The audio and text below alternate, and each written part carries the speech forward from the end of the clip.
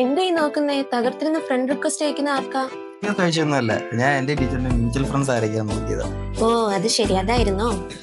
ഈ Instagram mutual ഫ്രണ്ട്സിനെ list ചെയ്ത് കാണിക്കുന്നതിനകത്തേ ഒരു മാത്സ് ഉണ്ട്, അറിയാം. +1 സെറ്റ്സ് ചാപ്റ്റർ പഠിക്കാമെങ്കിൽ അറിയാം. ഓ എന്നാ ഒന്ന് പറഞ്ഞേ, അത്യാവശ്യം മാത്സ് ഒക്കെ എനിക്കും അറിയാം. ഞാനിവിടെ 3 ഫ്രണ്ട്സിനെ കൺസിഡർ ചെയ്യാം, A, B, C. അപ്പൊ ഞാൻ കൺസിഡർ ചെയ്യുന്ന 3 ആൾക്കാരല്ലേ. ഞാൻ കൺസിഡർ ചെയ്യുന്ന ആൾക്കാരെല്ലാം കൂടെ അടങ്ങിയ സെറ്റിനെ എനിക്ക് എന്ത് വിളിക്കാം? എന്റെ യൂണിവേഴ്സൽ സെറ്റ് എന്ന് വിളിക്കാം. ഇനി AF എന്ന് പറയുന്ന ഒരു സെറ്റ് ഞാൻ കൺസിഡർ ചെയ്യുക. അതൊന്നുമല്ല, A ഫോളോ ചെയ്യുന്ന ആൾക്കാർ. അപ്പൊ A ഫോളോ ചെയ്യുന്ന ആൾക്കാർ ആരൊക്കെയാ? Bയും Cയും ആണെന്ന് വിചാരിക്കും. ഇനി B ഫോളോ ചെയ്യുന്ന ആൾക്കാർ ആരൊക്കെയാ? C മാത്രമേ ഉള്ളെന്ന് വിചാരിക്കുക.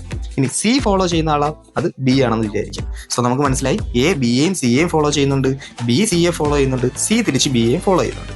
ഇനി എനിക്ക് കണ്ടുപിടിക്കേണ്ടത് എയും ബിയുടെയും മ്യൂച്വൽ ഫ്രണ്ട്സ് ആണെന്ന് വിചാരിക്കുക. അപ്പോൾ എയും ഫോളോ ചെയ്യണം, ബിയും ഫോളോ ചെയ്യണം. അപ്പോൾ എനിക്ക് എന്ത് ചെയ്യാം?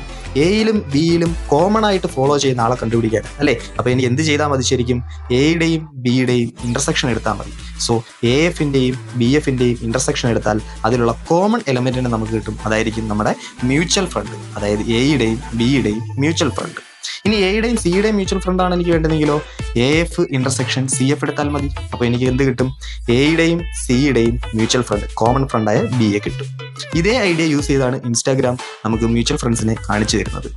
ഇനി ഇതിന് ഇൻസ്റ്റാഗ്രാം യൂസ് ചെയ്യുന്ന ഒരു കോഡ് കൂടി ഞാൻ വേണമെങ്കിൽ കാണിച്ചു തരാം. ഈ കോഡ് ഒന്നും മനസ്സിലായില്ലെങ്കിലും കുഴപ്പമില്ല. നിങ്ങൾക്ക് ബേസിക് കോഡിങ് പഠിക്കാനുള്ള ക്ലാസ്സസ് നമുക്ക് യൂട്യൂബിൽ എന്ത് ചെയ്യുന്നുണ്ട്, നമ്മൾ അവൈലബിൾ ആക്കുന്നുണ്ട്.